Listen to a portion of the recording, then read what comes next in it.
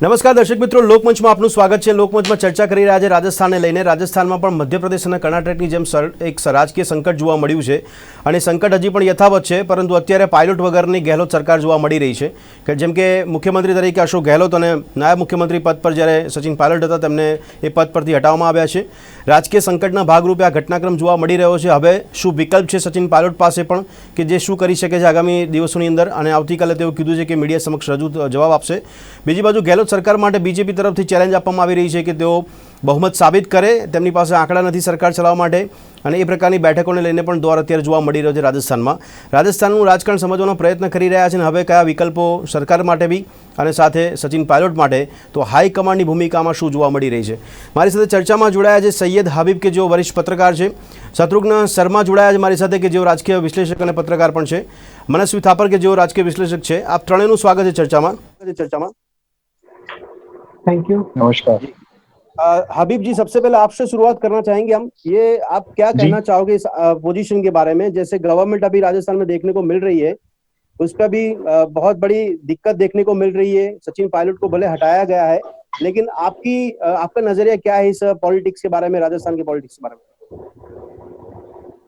जो अभी जो कुछ चल रहा है उससे कांग्रेस के लिए आने वाले समय में भी स्थितियां सामान्य नहीं रहने वाली है, क्योंकि जिस तरह सचिन पायलट ने बगावत की है वो इतने आसानी से चुप तो बैठने वाले नहीं है। हालांकि सचिन पायलट के पास अभी रास्ता बड़ा तंग रह गया है, क्योंकि उनके पास भी नंबर गेम में वो हार गए हैं वैसे अशोक गहलोत के सामने, बिल्कुल, है ना। तो सचिन पायलट का ये सुनने में आ रहा था कि वो थर्ड फ्रंट बनाने वाले हैं, लेकिन थर्ड फ्रंट राजस्थान में कई दलों ने बनाने की कोशिश की लेकिन वो सक्सेस नहीं हुए। अब सचिन पायलट के पास एक ही रास्ता है, वो बीजेपी में शामिल हो, और बीजेपी में शामिल लेकिन होंगे उन्होंने तो बोला कि वसुंधरा बीजेपी में तो मैं जुड़ने वाला नहीं हूँ, वो हाँ, कल उनके ऑफिशियल पास डिक्लेयर वही उन्होंने रास्ता किया। है। वो अब वो थर्ड फ्रंट बनाते हैं तो राजस्थान की जमीन थर्ड फ्रंट को अभी तक किसी को स्वीकार नहीं किया है। यहाँ बसपा के लोग भी आए, समाजवादी जी, लोग भी आए, सारे लोगों ने यहाँ पे यस, तैयारी की, लेकिन कोई भी सक्सेस नहीं हो पाया। जी। नहीं, लेकिन हबीब जी, सवाल मेरा ये भी है कि इसमें कौन सा प्यादा कहाँ पे मार खा गया, क्योंकि बीजेपी भी कोशिश कर रही है कि सरकार टूट जाए, वो तो चाहती है, और उसमें समर्थन देने वाला सचिन पायलट, तो उनके समर्थन में 30 लोग, ये जो गणित है वो सारा फेल हो देखने को मिल रहा है आपने को हबीब जी।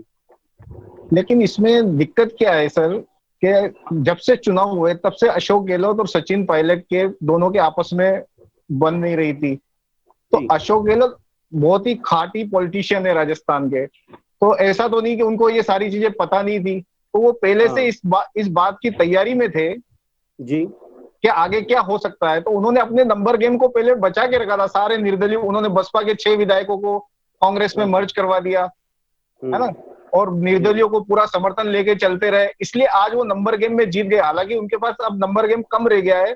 अभी तक हाँ, कांग्रेस बिल्कुल, की सरकार 122 विधायकों के साथ चल रही थी, जी, है ना। अब उनके हाँ, पास बिल्कुल, जब विवाद हुआ तो कह रहे थे 109 विधायकों का हमारे पास समर्थन है, लेकिन अब जी। उनके पास 102 का समर्थन रह गया है। 100 नहीं, फिर भी 102 सरकार के लिए गेम तो उनके बहुमत पास के है। लिए तो 100 का आंकड़ा चाहिए उनको, तो कम से कम। हाँ, सरकार को बहुमत के लिए 101 का आंकड़ा चाहिए। अभी वो हाँ, दावा यस, कर रहे हैं बिल्कुल, हमारे 101 पास का। 106 हैं, लेकिन जी, जी, आज जो विधायक दल की बैठक हुई उसमें 1 से 2 लोग उपस्थित थे। Okay, yes. शर्मा जी, आपको क्या लग रहा है? सबसे पहले तो सवाल बीजेपी के बारे में पूछना चाहूंगा आपको कि वहां पे बीजेपी की ऐसा कोशिश ज्यादा से ज्यादा रही, आपको लग रहा है? क्योंकि जिस सिचुएशन खड़ी हुई तो कांग्रेस के अंदर से खड़ी हुई ना, कांग्रेस वाले भी बोल रहे हैं बीजेपी ने सब कुछ करवाया है, लेकिन चित्र जो देखने को मिल रहा है उसमें बीजेपी कहीं पे ज्यादातर एक्टिव देखने को नहीं मिल रही है, ऐसा भी लग रहा है। राजस्थान का जो ये सियासी संकट है जी, उसके लिए सबसे पहले तो खुद कांग्रेस जिम्मेदार है उसके लिए। हाँ, दिसंबर 2018 में जब जी, इस सरकार का गठन हुआ था तो जी, सरकार का गठन ही विवादों के साथ हुआ था। जी, बिल्कुल, मुख्यमंत्री पद को लेकर के पहले दिन से अशोक गहलोत और सचिन पायलट के बीच में खींचतान थी, और जी, ये कोई छुपी बात नहीं है, जगजाहिर और सार्वजनिक बात है, सार्वजनिक तथ्य जी, है। जी, हाल में जो सियासी संकट है उसके लिए खुद गहलोत ये कह रहे हैं 6 महीना पहले से सचिन पायलट इसकी तैयारी कर रहे थे, जी, और राज्यसभा चुनाव के दौरान ये सब चीजें खुलकर सामने आ गई थी। बिल्कुल, अशोक गहलोत ने को पहले ही पता था कि राजस्थान में सरकार चलानी है तो उनको बीजेपी से बाद में सामना करना पड़ेगा। सबसे पहले उनको चुनौती कांग्रेस से ही मिलने वाली है, और उनके डेप्यूटी सीएम जो है उन्हीं से मिलेगी, और वही सब हुआ है पिछले 2-3 दिन में। तो आपको लग रहा है कि आज गहलोत जी को ये पता था कि सचिन पायलट ही इस तरह का काम करने वाले हैं? Yes, yes, yes. सितंबर 2019 को जब बीएसपी के 6 विधायक कांग्रेस में शामिल हो जाते हैं, पूरी की पूरी बीएसपी पार्टी कांग्रेस में मर्ज हो जाती है, और उसको लेकर के सचिन पायलट से कोई चर्चा भी नहीं की जाती है। बराबर तो है, सही है। ये सब चीज दर्शाती है कि अशोक गहलोत अपने स्तर पे विधायकों को मैनेज कर रहे थे, अपने स्तर पे वो अपना कुनबा बढ़ाने में लगे हुए थे। जी जी जी। जब चुनाव रिजल्ट आया तब कांग्रेस को 1 या 2 सीट कम थी पूर्ण बहुमत से, लेकिन बिल्कुल। क्योंकि 13 निर्दलीय जो जीत कर आए थे उनमें से 11 जो थे कांग्रेस समर्थक थे, और कांग्रेस की अंदरूनी अंदरूनी लड़ाई की वजह से जिन 13 विधायक को जिन 13 नेताओं को टिकट नहीं मिला था और वो निर्दलीय जीत करके आ गए, तो ओके। कहीं न कहीं गहलोत के टच में थे वो, और गहलोत को उनका खुला खुला समर्थन था। अब मैं बिल्कुल एक सही चीज है। क्लियर करूं कि सचिन पायलट जिन नेताओं को अपने साथ लेकर गए हैं हाँ उनमें विश्वेंद्र सिंह, रमेश मीणा और एक जी। है, एक और है, तीनों नेता बहुत सीनियर हैं, लेकिन इनकी छाप ऐसी रही है कि दल बदली की। हर हाँ सरकार में हर बार ये दल बदल करते रहे हैं, और हाँ, ये चीज बीजेपी, कांग्रेस, जनता दल हर पार्टी में ये रह चुके हैं। तो बिल्कुल। एक तो सबसे बड़ा कारण ये रहा कि ये इनकी छवि पहले से दल बदल करने की रही है। और ओके। जो 4 नेता जो है जो पहली बार विधायक बन के आए हैं, हाँ। उनमें से 2-3 विधायक ऐसे हैं जिनको खुद मुख्यमंत्री जी अशोक गहलोत ने आज के 1 साल पहले ये कह दिया था कि तुम अपने दम पे विधायक नहीं बन सकते थे, पार्टी के दम पे चुनकर आए हो, और बराबर अब है। इससे ज्यादा मत सोचना, इससे आगे की मत सोचना। सही है। ओके। ये जो चीजें गहलोत जो मैसेज कन्वे कर रहे थे अपने विधायकों में, हाँ, यस दूसरी यस चीज यस। अपने अपना नंबर गेम भी बढ़ा रहे थे, तो कहीं ना कहीं गहलोत को यह चीज का अंदेशा था। और ओके। 2 दिन पहले उन्होंने प्रेस कॉन्फ्रेंस करके ये चीज क्लियर कर दी थी कि जी 6 जी जी। महीने से साजिश चल रही थी, और हम लोग वॉच ओके। कर रहे थे। मतलब सचिन हम्म। पायलट को भी वॉच किया जा रहा था राजस्थान में। सही बात है। ओके। तो इसी तौर पे मनस्वी जी, आपको क्या लग रहा है? पहला सवाल तो मेरा ये है कि इस सिचुएशन में अशोक गहलोत ये सही में वहां के जादूगर माने जाएंगे, ये लग रहा है आपको मनस्वी जी? एक सवाल। दूसरा सवाल, ये लीगली सवाल मैं आपसे इसलिए पूछ रहा हूँ क्योंकि 126 की एक ही चर्चा ज्यादा हुई है वहां पे। ये कैसे आगे आया, जैसे कि मुख्यमंत्री को, नायब मुख्यमंत्री को और व्हीप चीफ को भी 126A के तहत नोटिस मिलती है जवाब देने के लिए? ये जुगाड़ कैसे हो सका है वहां पे, क्या लग रहा है आपको? भद्रेश भाई, आपका जवाब दूं उससे पहले मेरे को कुछ और भी कहना है। आपकी परमिशन से मैं पहले वो बोलना चाहता हूँ। देखिए, जी जी जी। जिस तरीके से हमने राजस्थान की घटना देखी है पिछले 3-4 दिनों में, इसमें एक चीज जो सामने आती है कि पर्सनल महत्वाकांक्षाएं ज्यादा बड़ी है, पार्टी छोटी ओके। लगती है।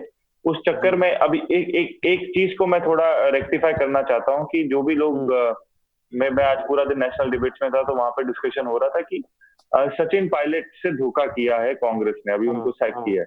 तो उस मुद्दे पे मैं ये कहना चाहता हूँ कि देखिए, जब वो 27 साल की उम्र उनकी थी 2004 में, तब उनको सबसे पहली बार एमपी बनाया। और उस समय में सबसे यंगेस्ट एमपी, ना कि कांग्रेस में, पूरे देश में वो थे। और सचिन पायलट 27 साल की उम्र में। उसके बाद 32 साल की उम्र में 2009 में उनको यूनियन मिनिस्टर बनाया।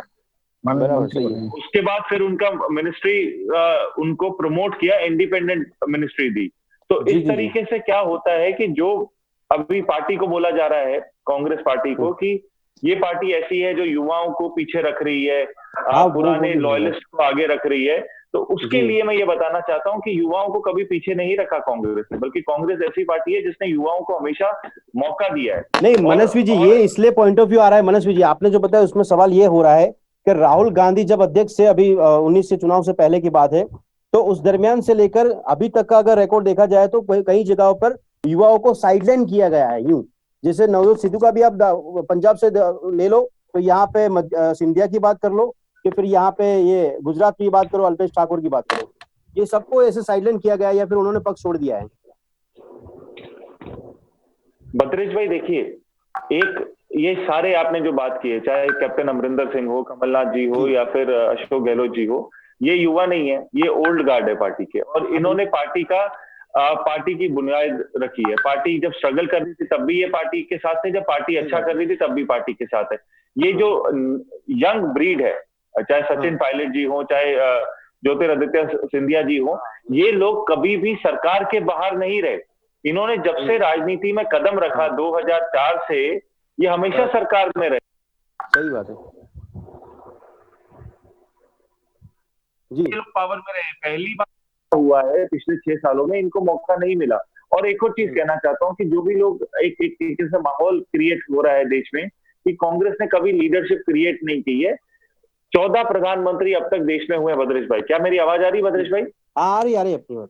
हाँ, 14 प्रधानमंत्री देश में हुए, उसमें 6 डायरेक्टली कांग्रेस के प्रधानमंत्री थे और 6 जो प्रधानमंत्री थे वो इनडायरेक्टली कांग्रेस के थे, वो कांग्रेस के पहले मेंबर थे। जैसे मोरारजी देसाई हो, चरण सिंह हो, चंद्रशेखर हो, एच डी देवगौड़ा जी हो, आई के गुजराल जी हो, ये पहले कांग्रेस के फॉर्मर मेंबर्स थे। तो कांग्रेस ने हमेशा लीडरशिप क्रिएट की है इस देश की डेमोक्रेसी के लिए, ना कि सिर्फ कांग्रेस के लिए, बल्कि इस देश की डेमोक्रेसी के लिए। और एक और चीज कहना चाहता हूं कि पहली बार कांग्रेस को किसने छोड़ा था? पहली बार कांग्रेस को छोड़ के किसने अपनी एक पार्टी बनाई थी? 1923 में मोतीलाल नेहरू जी ने सबसे पहले पार्टी छोड़ी थी, और वो 1-2 साल के लिए नहीं छोड़ी थी, 12 सालों के लिए छोड़ी थी। 1923 से लेके 1935 तक मोतीलाल नेहरू जी ने पार्टी छोड़ी थी और स्वराज पार्टी करके एक पार्टी बनाई थी, और उसके बाद वो कांग्रेस में वापस आए। कांग्रेस अपनाया, फिर बहुत लोगों ने पार्टी छोड़ी, अपनी अपनी पार्टियां बनाई, फिर वो पार्टियां अलग चली, फिर आप साथ में मिल गई। बहुत बार ऐसा हुआ है, 50 से ज्यादा ऐसी पार्टियां कांग्रेस के सिख के लोग बने। और साथ ही साथ एक और चीज मैं कहना चाहता हूँ कि देखिए, हमारे पूर्व राष्ट्रपति प्रणब दा ने भी अपनी पार्टी बनाई थी 1986 में। उन्होंने कांग्रेस का खाता तोड़ दिया था और उन्होंने एक दूसरी पार्टी बनाई थी, उस पार्टी का नाम था राष्ट्रीय समाजवादी पार्टी, और 1989 में वो वापस आ गए कांग्रेस में, और कांग्रेस ने उनको खुले दिल से अपनाया था। तो देखिए, माधवराव सिंधिया ने भी पार्टी बनाई थी। हाँ जी, मैं सिर्फ 2-3 बड़े नाम ले रहा हूँ, ऐसे बहुत 50 से ज्यादा ऐसे लोग थे जिन्होंने 50 से ज्यादा है पार्टियां बनी है कांग्रेस के। नहीं, पर लेकिन मनस्वी जी, ये संदर्भ राजस्थान के लिए क्यों? ये संदर्भ इसके लिए, देखिए, राजनीति में भद्रेश भाई सबसे इंपॉर्टेंट चीज है पेशेंस। राजनीति में क्या है कि अभी अशोक गहलोत जी के बाद लीडरशिप का कमांड किसके पास है? सचिन पायलट जी के पास ही आने वाला था। कमलनाथ जी के बाद मध्य प्रदेश का किसके पास आने वाला था? पंजाब में कैप्टन अमरिंदर जी के बाद किसके पास आना? हाँ, तो फिर तो आपको ऐसा लग रहा है कि ये उनकी महत्वाकांक्षा ही आगे आ रही है और कुछ भी नहीं।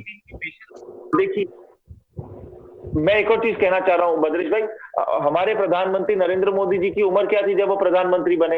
हमारे प्रधानमंत्री जब चीफ मिनिस्टर थे गुजरात के, तब उनकी उम्र क्या थी? देखिए, पेशेंस होना बहुत जरूरी है। आपको पार्टी पहले बड़ा करती है, पहले मौका देती है, उसके बाद आपको ये लगने लग जाता है, कोई भी पार्टी में व्यक्ति हो, आपको ये लगने लग जाता है कि आप पार्टी से बड़े हो, फिर लगता है आप देश से बड़े हो।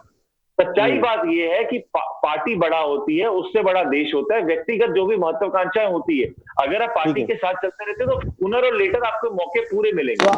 हाँ, लेकिन नहीं, क्यों वेट एंड वॉच क्यों नहीं किया इन्होंने? ये ऐसा क्यों नहीं करते ये युवा ब्रिगेड की बात कर? तो देखिए, वेट एंड वॉच का क्या हो गया? देखिए, वेट एंड वॉच आदमी तब करता है जब आप ये सारी चीजें आप बीजेपी में नहीं देखेंगे, क्योंकि बीजेपी जीत रही है, और जब पार्टी जीतती जाती है ना, तो उस समय में ऐसी बगावतें नहीं होती। जब पार्टी हार रही है और लगातार हार रही है, तो आपके पास मौके जीत के बहुत कम मिलते हैं। आपके पास पर यहाँ तो जहां सरकार कांग्रेस की बनी है वो जीतते हैं, वहां पे ऐसी बगावत देखने को मिलती है।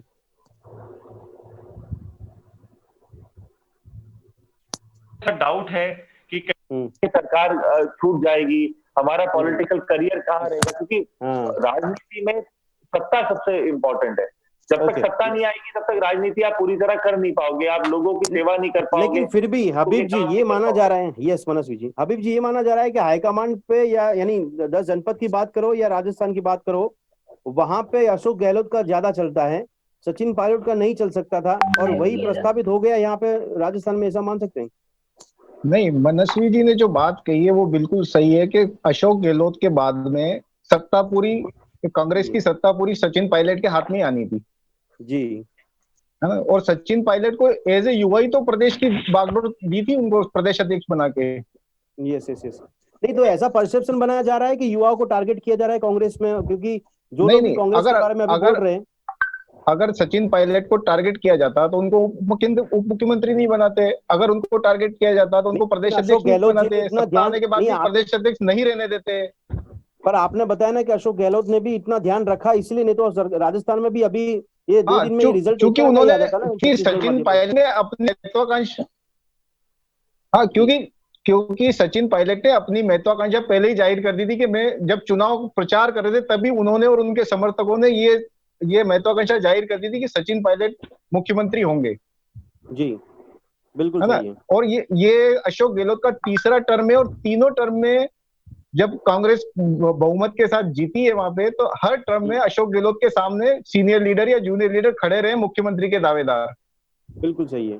तो इसका इससे मतलब सचिन पायलट इससे कांग्रेस को नुकसान करना चाह रहे थे, लेकिन इससे पहले वाले टर्म में सीपी जोशी प्रदेश अध्यक्ष थे, उनको लगा कि मैं राजस्थान में सरकार लेके आऊं, मैं मुख्यमंत्री होना चाहता हूं, लेकिन वो एक वोट से हार गए, इसलिए वो वैसे भी बाहर हो गए, जी है ना। उससे पहले जब पहली बार जब मुख्यमंत्री बने थे अशोक गहलोत, उस समय नटवर सिंह जी और सारे लोग बड़े लीडर थे जो केंद्र में थे और वो चाहते थे कि हम बने या हमारा कोई आदमी बने, लेकिन उनको अशोक गहलोत ने अपने अनुभव से और अपनी होशियारी से उनको शिकस्त दी राजनीति में। जी जी, एक मिनट मनोज जी। लेकिन शर्मा जी, आपको क्या लग रहा है कि इस तरह का जो अभी डिबेट में देखने को मिल रहा है कि युवा ब्रिगेड की बात ज्यादा चल रही है, तो एक्सपीरियंस खिलाड़ी या वरिष्ठ जो पॉलिटिशियंस है वही कांग्रेस को अभी संभाल के बैठे हैं। अगर राहुल गांधी अध्यक्ष बनते हैं, उनकी कोर टीम बनती है, तो उनको सभी जगह पर इस तरह का साइलेंट किया जाना या फिर उनकी बगावत होना, ये देखने को ज्यादा मिल रहा है। इसकी वजह क्या लग रही है आपको? बिल्कुल, ये आपकी बात सही है। कांग्रेस में जब सोनिया गांधी के बाद राहुल गांधी अध्यक्ष बने, जी तब हर एक स्टेट में यूथ लीडरशिप को आगे किया गया, चाहे मुंबई हो, राजस्थान हो, मध्य प्रदेश हो, गुजरात हो, सभी जगह किया गया।